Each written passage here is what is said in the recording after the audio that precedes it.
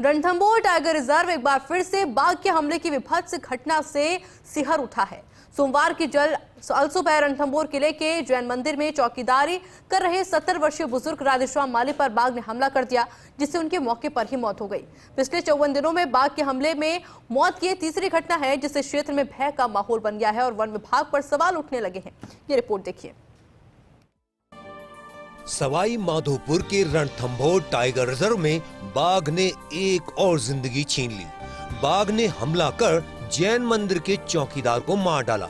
मृतक की शिनाख्त शेरपुर निवासी 70 वर्षीय राधेश्याम माली के तौर पर हुई। राधेश्याम पिछले 30 वर्षों से मंदिर में चौकीदारी कर रहे थे। सुबह मंदिर परिसर से बाहर नेचर कॉल के लिए निकले थे। इसी दौरान बाघ ने चौकीदार राधेश्याम को अपना शिकार बना डाला और मौत के घाट उतार दिया। राधेश्याम के साथ मौजूद 2 अन्य चौकीदारों ने चीख पुकार सुनकर तुरंत वन विभाग को सूचना दी। एफडी अनूप केआर के निर्देश पर रेस्क्यू टीम को मौके पर भेजा गया। रेस्क्यू टीम ने हवाई फायर कर आसपास मौजूद वन्य जीवों को खदेड़ा और मंदिर से 30-40 मीटर दूर राधेश्याम का शव बरामद हुआ।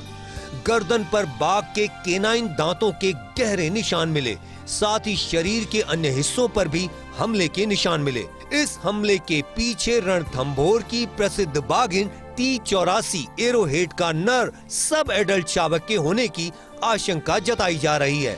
एरोहेड ने मई 2023 में 2 मादा और 1 नर शावक को जन्म दिया था।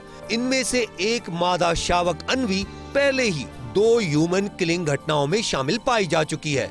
वहीं इससे पहले 16 अप्रैल को 7 वर्षीय बालक और 11 मई को फॉरेस्ट रेंजर देवेंद्र चौधरी की हत्या के बाद 14 मई को अन्वी को ट्रैंकुलाइज कर एनक्लोजर में शिफ्ट कर दिया गया था। 3 चौकीदार थे, उसमें से एक सुबह 4:30 बजे आज फ्रेश होने के लिए नज़दीकी चौकी के बाहर ही गए थे।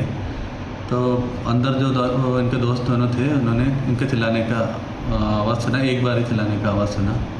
तो ये सूचना मिलते ही हमारा फॉरेस्ट का टीम सुबह पहुँचे और वहाँ पर खून के निशाने मिले। मौके पे इनका जूते, टॉर्च, लाठी वगैरह मिले।